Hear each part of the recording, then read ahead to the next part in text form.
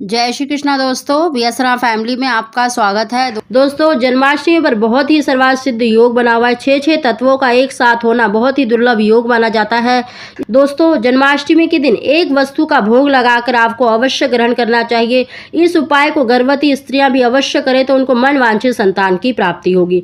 जिन भी बहनों के देखे अभी तक कोई संतान नहीं है तो जन्माष्टमी का व्रत अवश्य करें। अगर आप व्रत नहीं कर सकते तो आप इस उपाय को अवश्य करें। दोस्तों, अगर आपके घर में लट्टू गोपाल जी हैं तो आप अपने घर में ही इस उपाय को कर सकते हैं। अगर आपके घर में लट्टू गोपाल जी नहीं है तो आप किसी भी अपने घर के आसपास के मंदिर में चले जाएं, क्योंकि देखिए हमारे हिंदू धर्म में जन्माष्टमी का पर्व बहुत ही धूमधाम से मनाया जाता है। तो आप वहां से भी ये वस्तु ग्रहण कर सकते हैं। निश्चित ही आपको मन वांछित संतान की प्राप्ति होगी। दोस्तों, इस बार देखिए जन्माष्टमी बहुत ही सर्वार्थ सिद्ध योग बना हुआ है। अगर आपके घर में लट्टू गोपाल जी हैं तो आप अपने घर में भी इस उपाय को कर सकते हैं। दोस्तों, रात को देखिए 11:25 के बाद बहुत ही सर्वार्थ सिद्ध योग बना हुआ है। इस योग में जिन भी बहनों को देखिए संतान सुख की या मन वांछित संतान की इच्छा रखते हैं, यानी पुत्र की कामना रखते हैं, तो संतान गोपाल मंत्र का देवकी सुत गोविंदा वासुदेव जगतपते देहि में तनयम कृष्णा त्वाहम शरणम गता, इस मंत्र का अधिक से अधिक उच्चारण करना चाहिए। हो सके तो 12 बजे तक इस मंत्र का जाप करते रहें। अगर आप इस मंत्र का उच्चारण नहीं कर सकते तो आप ओम नमो भगवते वासुदेवाय मंत्र का उच्चारण कर सकते हैं। ओम क्लीम कृष्णाय नमः मंत्र का भी उच्चारण कर सकते हैं।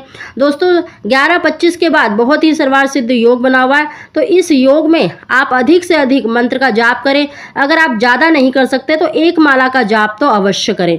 दोस्तों, देखिए 12 बजे भगवान कृष्ण का जन्म होता है और उनको स्नान कराया जाता है पंचामृत से, शुद्ध जल से, और उसके बाद उनको भोग लगाया जाता है। तो दोस्तों, अगर आपके घर में भी लट्टू गोपाल जी हैं तो आप उनको पंचामृत से अवश्य स्नान कराएं और स्नान कराते हुए ओम नमो भगवते वासुदेवाय मंत्र का भी उच्चारण करते जाएं और उसके बाद शुद्ध जल से उनको स्नान कराएं, स्वच्छ वस्त्र पहनाएं और उनको चंदन का तिलक अवश्य लगाएं, उनका श्रृंगार करें और उसके बाद उनको भोग अवश्य लगाएं। भोग में देखिए आपने जो भी वस्तु बनाई है, चाहे धनिया की पंजीरी बनाई है, खीर बनाया है, या फिर आप बाजार से लड्डू लाकर उनको भोग लगा रहे हैं तो लड्डू का भोग लगाएं, लेकिन साथ ही आपको देखिए खीरे का भोग अवश्य लगाना है।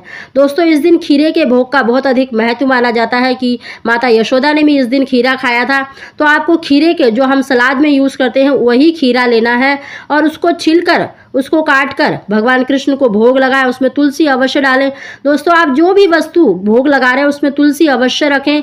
उनको भोग लगाने के बाद देखिए, अगर आप गर्भवती हैं तब भी, अगर आप गर्भवती नहीं हैं, संतान सुख की इच्छा रखती हैं, तो आप सबसे पहले जो पंचामृत है, जो जिससे भगवान को स्नान कराया जाता है, उसको ग्रहण अवश्य करें और उसके बाद जो भी प्रसाद है वो तो आपको ग्रहण करना है, लेकिन खीरे को आपको अवश्य खाना है।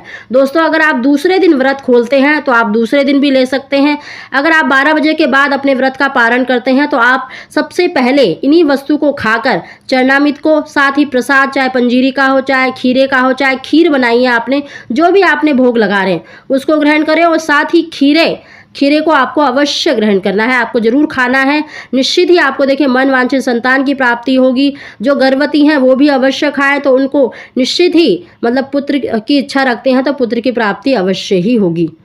दोस्तों, अगर आपके घर में देखिए लट्टू गोपाल जी नहीं है तो आप पास के किसी भी मंदिर में चले जाएं, वहां पर आपको प्रसाद अवश्य मिल जाएगा और विशेष रूप से खीरे का प्रसाद आप अवश्य मांगे, क्योंकि हर मंदिर में देखिए खीरे का भोग अवश्य लगाया जाता है। इस दिन खीरे का बहुत अधिक महत्व माना जाता है। तो दोस्तों, अगर इस तरह से आप भगवान का पूजन करते हैं, उनको ये भोग लगाते हैं और स्वयं भी उन्हीं से को खाकर अपना पारण करते हैं व्रत का, तो निश्चित ही आपको मन वांछित संतान की प्राप्ति होगी।